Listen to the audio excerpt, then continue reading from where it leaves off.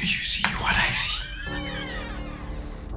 Jangan lupa untuk subscribe, share, dan nyalakan lonceng notifikasinya sebagai bentuk dukungan kamu. Do you see what I see? Yakin nggak mau dapetin t-shirt spesial kontributor keren ini? Selain cerita kamu bisa didengarkan oleh jutaan telinga, kamu juga bisa dapetin t-shirt keren ini hanya dengan mengirimkan cerita pengalaman horor kamu ke email podcast.ceritahoror@gmail.com. Kami tunggu. Assalamualaikum warahmatullahi wabarakatuh. Halo warga desa Sukawudi, bertemu lagi dengan saya Novi. Semoga kita semua selalu sehat walafiat, tak kurang suatu apapun dalam menghadapi masa pandemi COVID yang masih berlangsung ini.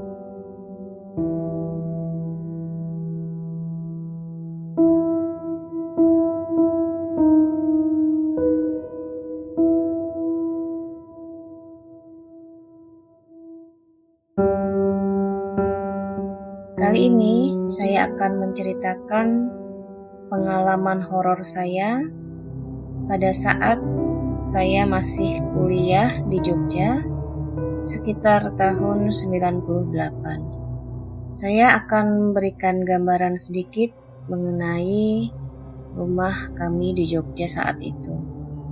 Sebelumnya saya tinggal di rumah mbah saya bersama dua saudara saya yang waktu itu pernah saya ceritakan di cerita pertama saya.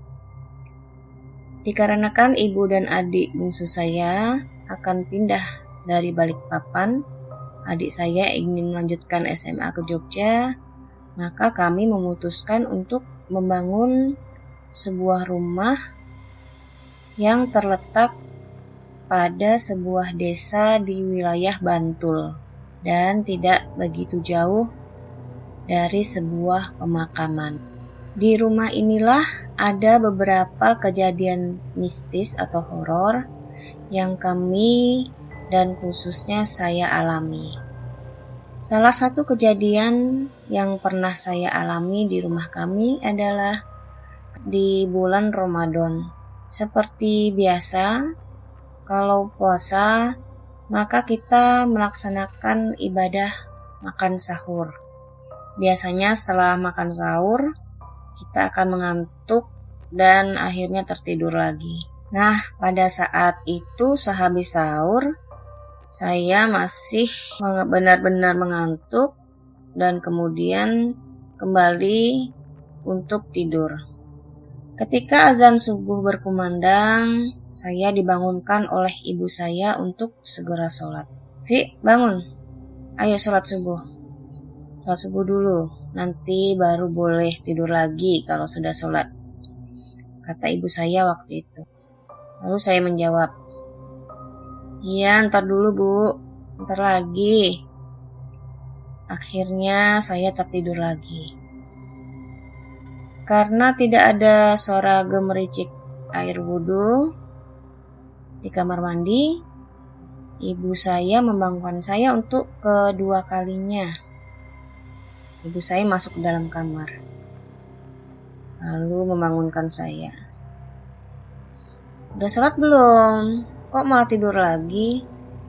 Ayo bangun cepetan, nanti keburu habis waktunya," kata ibu saya.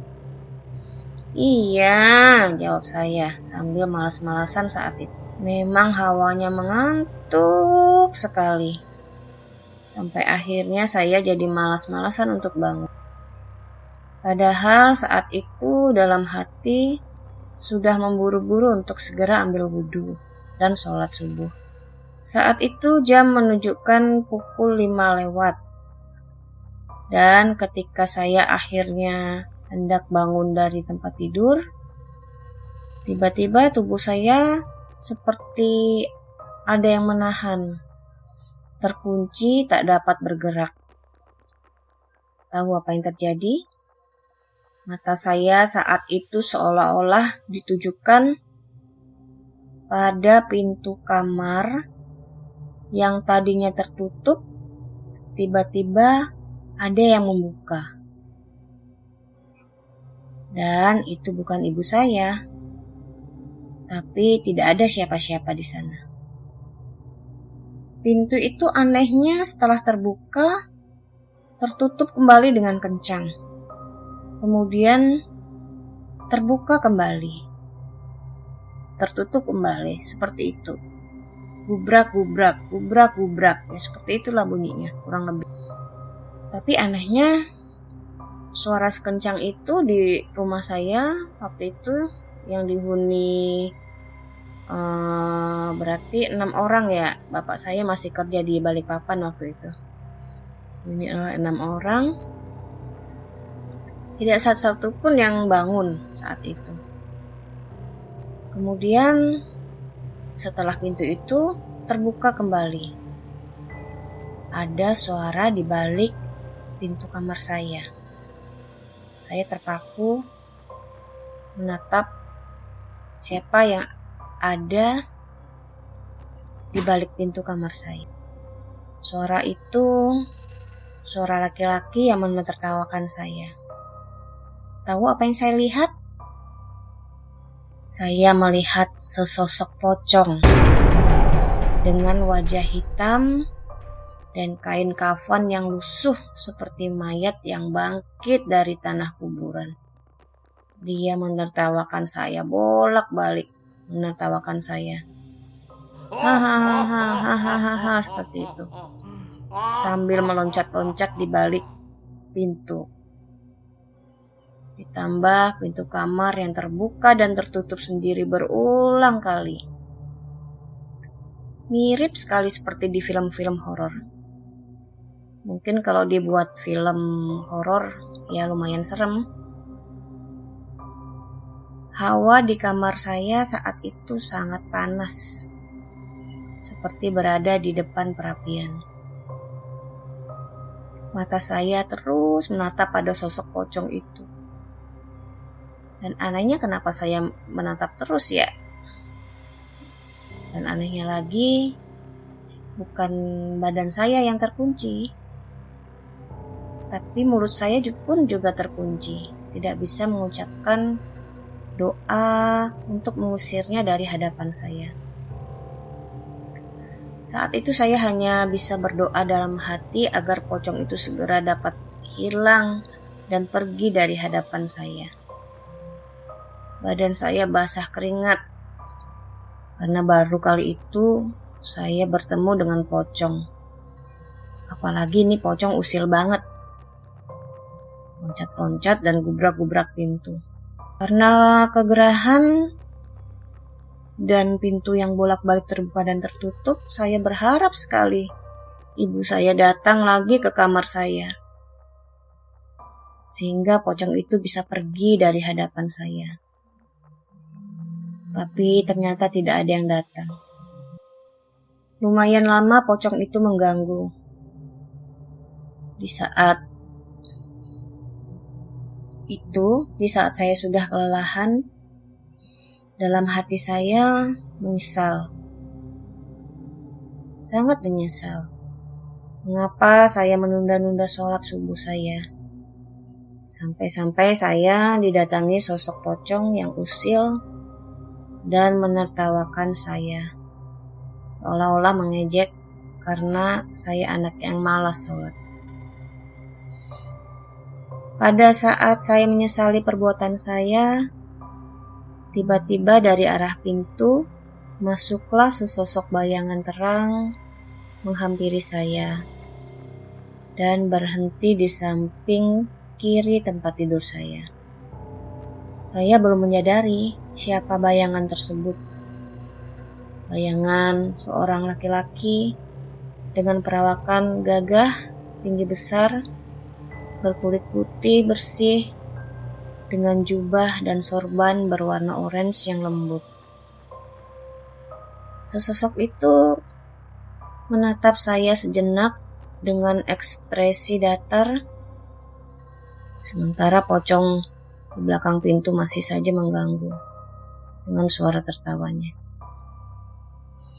Yang terjadi setelah itu, kamar saya berangsur-angsur menjadi sejuk dan pocong yang ada di balik pintu menghilang begitu saja entah kemana. Kemudian jin tersebut bergerak mundur keluar dari pintu kamar saya. Kakinya tidak berjalan melangkah dan juga menghilang dengan arah mundur tanpa membelakangi saya. Saya tertegun ketika akhirnya sosok tersebut menghilang, baru saya sadar. Alhamdulillah, akhirnya saya bisa bangkit untuk sholat subuh. Yang saya masih ingat sampai saat ini adalah aura terang yang terpancar dari jin jubah orange itu. Dengan sorban di atas kepalanya, bertolak belakang dengan pocong usil, dengan wajah rusak dan hitam yang berhawa panas seperti bara api. Akhirnya saya sadar kalau tidak baik menunda-nunda sholat, apalagi mengabaikan nasihat orang tua. Itu dulu kisah yang dapat saya ceritakan saat ini. Mohon maaf apabila ada banyak kekurangan dalam menyampaikan cerita ini. Terima kasih sudah mau mendengarkan, semoga bisa diambil hikmahnya. Wassalamualaikum warahmatullahi wabarakatuh.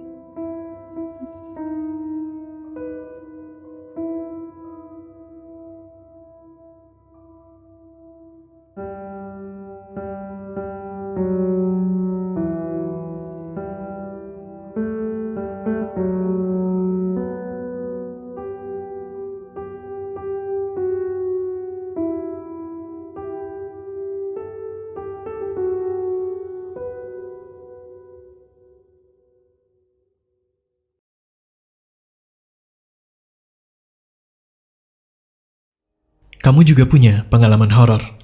Kirim cerita kamu ke alamat berikut.